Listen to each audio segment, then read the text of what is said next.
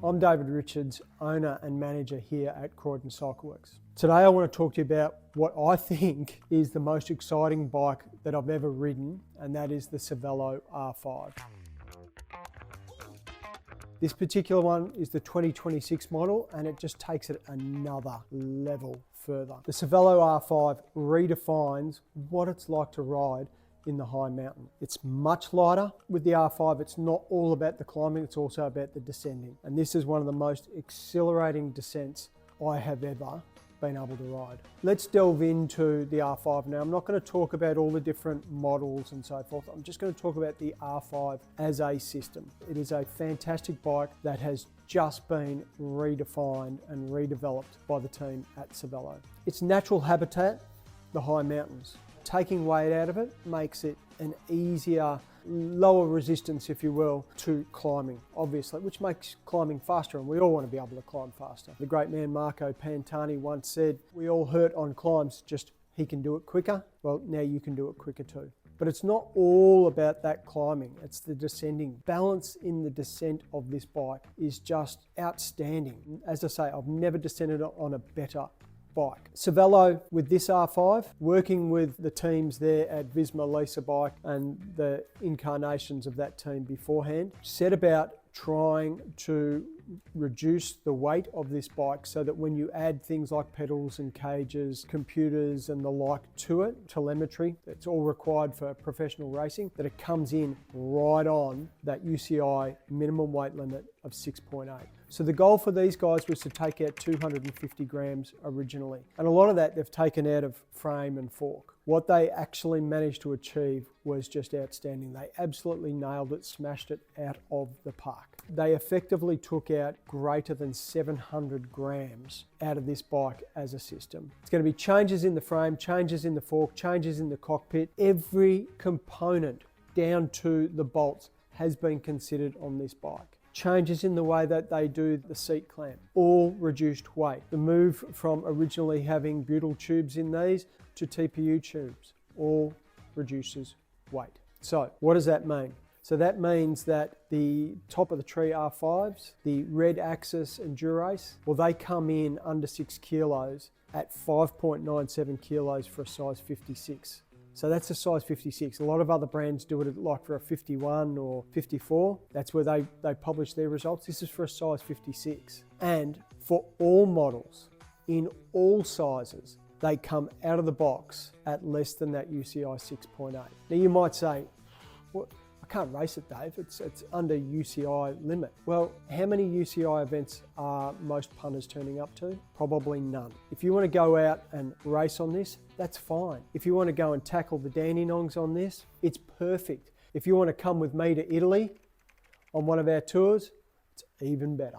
We know that the R5, they've taken a lot of weight out of it, but they've still kept that real R5 balanced feel to this bike. So let's talk about 6 key points about why the R5 is great. We can't escape it. Obviously, lightweight performance. In a size 56, you're looking at 651 grams for the frame, you're looking at 298 grams for the fork. Might not be quite the lightest, but it makes it one of the lightest bikes. But the result from doing that means you get quicker acceleration. So when you jump on the pedals on a climb, that you are going to accelerate quicker, or in a sprint, it makes your climbing feel more effortless. You're finding that it is easier to get yourself up and over some of those steeper gradients. It just gives you that floaty, responsive ride, which R5 is well known for. Number 2, it's all about the stiffness and handling.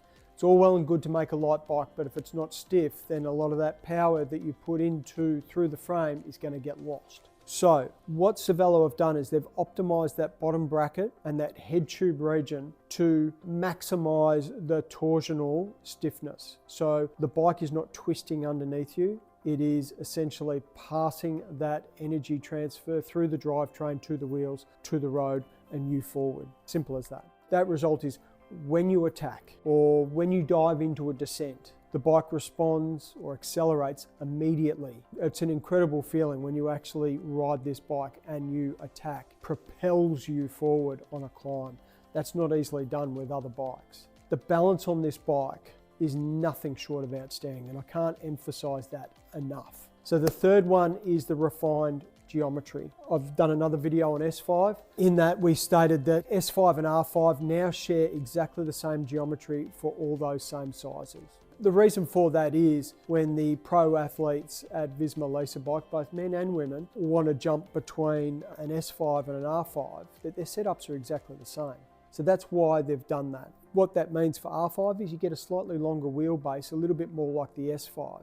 Especially descending makes it even more stable. It feels like you're on rails. You're getting that pro level geometry, but you're getting that with real world comfort. Let's get to key point number 4, the integrated cockpit and cable management. You all know that I like cables out of the wind. It makes it more aero. I like the clean look of a bike, and this particular cockpit makes that all happen. It's a new one-piece bar and stem. In moving to this one-piece bar and stem, they found 134 grams out of that 700 I was talking about earlier. It's got a sleek aero shape to it. From an aerodynamics perspective, smoother airflow, and that's what we're all after. It uses Cervélo's +4 principle on these bars. The drops are 2 centimeters on either side outside the hoods, which means when you're on the bars, you can actually tuck in and get a really aerodynamic posture, especially great for when you're descending or when you're punching into the wind on the flats. You will not see a cable. They are completely hidden with this particular bar and stem. At the same time, even though it's lightweight, Cervélo really have not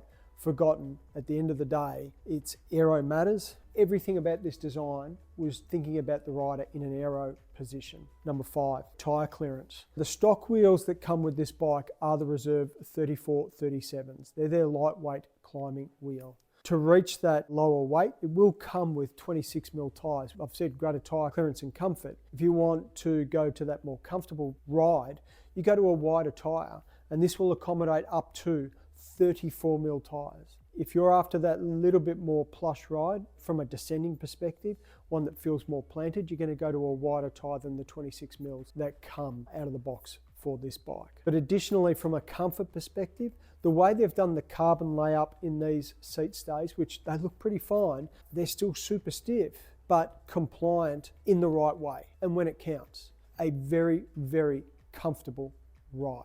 Point number 6, where the rubber hits the road, it's proven by the pros. Working with the guys at Team Visma Lease a bike, it's proven by guys like Simon Yates at the Giro, Jonas Vingegaard, Sepp Kuss, and Pauline Ferrand-Prévot, who won the Women's Tour de France on Cervélo R5. And it was this model R5 that she won it on. And the 2026 model, the legacy of R5, it continues on. It was born for the high mountains, tested under the ultimate pressure of professional racing. And it's been refined for those riders, the pros, who expect perfection. The 2026 R5, well, it's not all about the numbers. The 2026 R5, it's that perfect mix between power and poise. It's been engineered for riders who love the purity of a climb, followed by that exhilarating descent. Come and have a look at the R5. Come and have a chat to us. The Cervélo R5, mountain ready, light, fast, beautifully balanced.